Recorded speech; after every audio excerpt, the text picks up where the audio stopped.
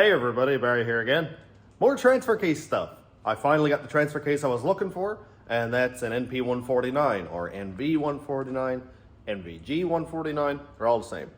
This transfer case was found in all of the Silverado SS trucks from, I think it's like whatever years they were made, like say 99, 06, that GMT 800 style anyway. And the Escalade's up until I think 03 or 02. This is the full-time all-wheel drive. There's no selector, there's no shifter. There's just, the only thing that plugs in is one speed sensor. And it has a viscous coupler over here that controls slip between the front and rear axles, but they are, for all intents and purposes, locked together. See, when I turn the shafts turn, and you can't slip between them with your hands. It just has too much of a hold, so good soup. So I'm going to pull this apart because this has a 27 spline input shaft that mates to the back of a 4L60. I want to connect it to that 4L80, which has a 32 spline, and I'm really hoping that I can do this with factory parts. And if you're watching, that's probably what you're here for too. So let's start.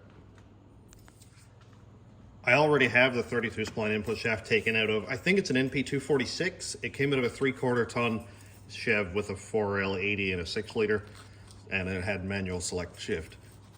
My hope is that this is going to swap into there. Let's check it out. First thing I'm going to do, now I don't know if this has to come out, but I'd rather not damage it, is take out this speed sensor.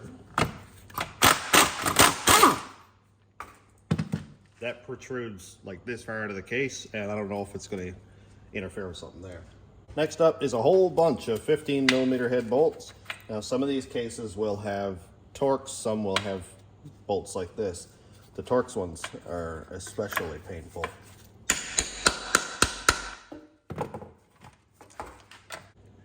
I don't know if it was corrosion or if that's how it started, but I got all the bolts out. Turns out that a 9/16 fit perfectly, so I think these may have been 14 and not 15 from the beginning. That's okay, I had to use a hammer anyway. Now, I'm going to turn this over because I have it upside down. There's no fluid in this, so I'm pretty sure the guy who I got it off of drained it. Hopefully he drained it, and not like just let it go empty. So the first thing I'm going to do is take out this seal here because I missed this one in my last video. And there's a snap ring right here that you've got to open up. And this is fun. There's definitely a special tool for this. But I'm a bit of a caveman, so what do? You got 2 flat screwdrivers. So if you can see down here, one of the tangs there and one right there, and they're in the groove of the bearing. And I've got to push them apart, and I don't know if the snap ring has to go that way or this way, but I'm going to have to figure it out, I guess, because I haven't really done this before with the intention of it going back together. Usually, last time I taken one of these apart was to scrap it for gas money when I was a teenager.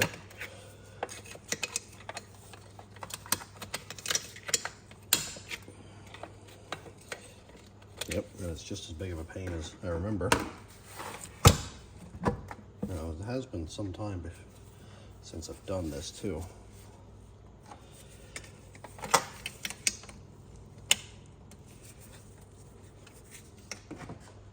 Alright, so I just watched Lawrence Tolman's video, and he had it stood up straight on its end and then used some kind of a tool to open up the snap ring and just pulled the case off.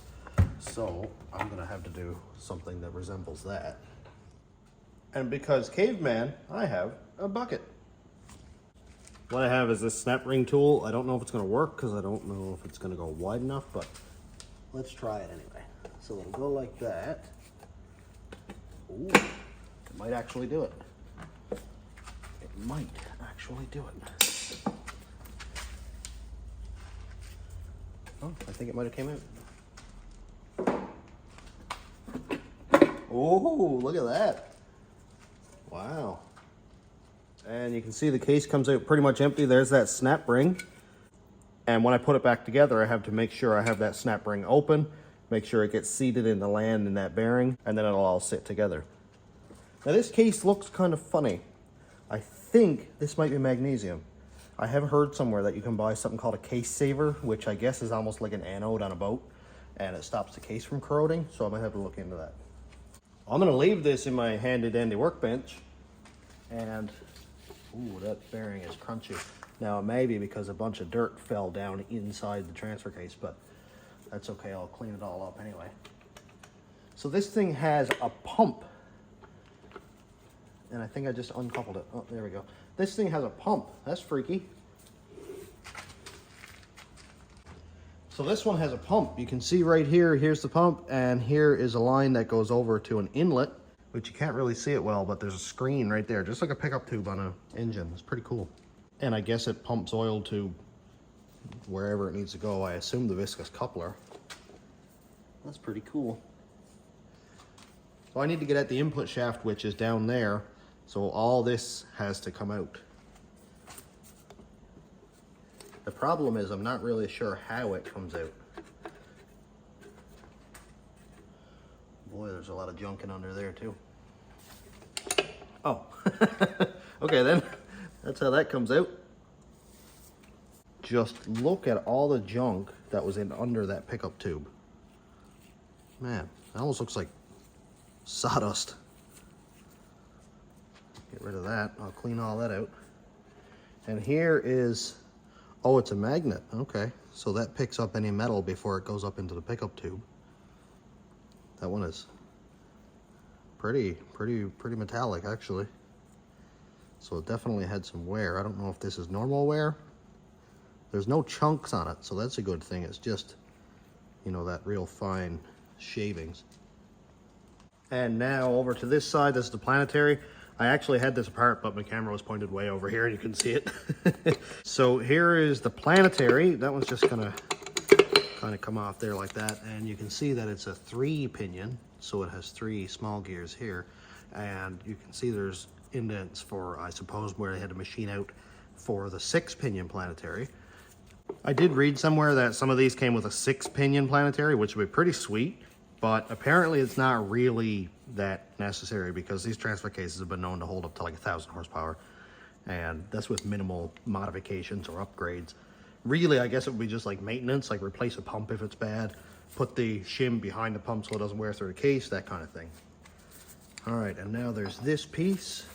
I don't know the technical name on all these things, but I know this is like a planetary assembly, and I think this is like a sun gear maybe.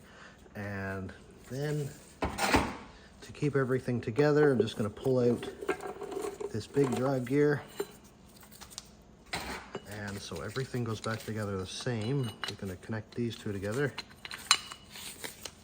And the chain can come out of the way.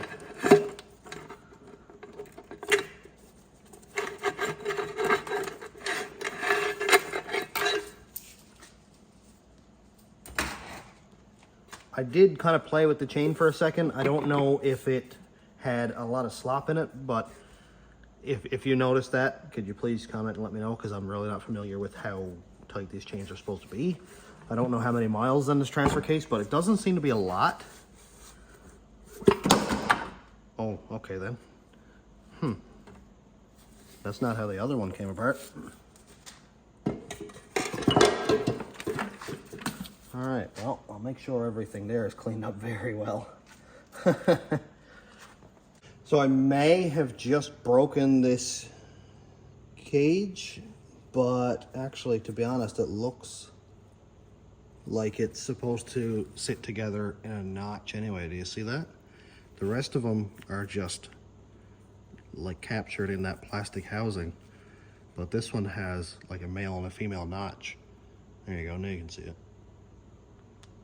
Okay, maybe not, but I'm gonna have to probably order a couple new pieces anyway. But the bad news is my input shaft will not work. So if we look right here, you can see the spline on that one is fairly small, and this one, the spline is very big. I already knew that the outside of this was like smooth, and this one had a gear, which I said, well, you know, maybe it won't matter. Maybe the gear will just float around inside, no big deal. It's the inside spline that matters, and you can see that this one absolutely will not work. So that's kind of a bummer, but now I know. I did like 2 weeks of research before I started this. I Couldn't find anything where anybody could definitively say yes or no. And now we know. So now there's a video of it on YouTube, and hopefully if you did a search, you'll find this, and you won't waste your time taking your transfer case apart for no good reason. Now, I'm not completely out of luck.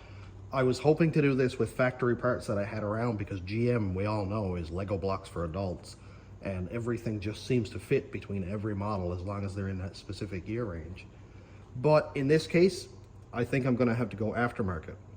So if you come over here to good old eBay and search 32 spline NP149, you're gonna get this right here. The first few, like $206 Canadian, 50 bucks shipping. So we're talking, you know, 250 bucks-ish Canadian, which I was kind of hoping not to spend, but, well, I guess you gotta pay to play, or whatever they say. So I'm gonna go put that back together. That really doesn't matter right now. There's plenty of videos of people doing it the correct way and not dropping parts and stuff like that. So if you want to know how to disassemble and reassemble a transfer case like this, probably check out like Precision Transmission or something like that. But I'm all done for today. Got the information I needed, and now we can move on to the next thing. Thanks for checking out the channel. Thanks my YouTube members, patrons, and subscribers. If you want to check out my Patreon, it's patreon.com/stationroadratrods. YouTube members link is down here. And thanks for watching. Have a great day, everybody.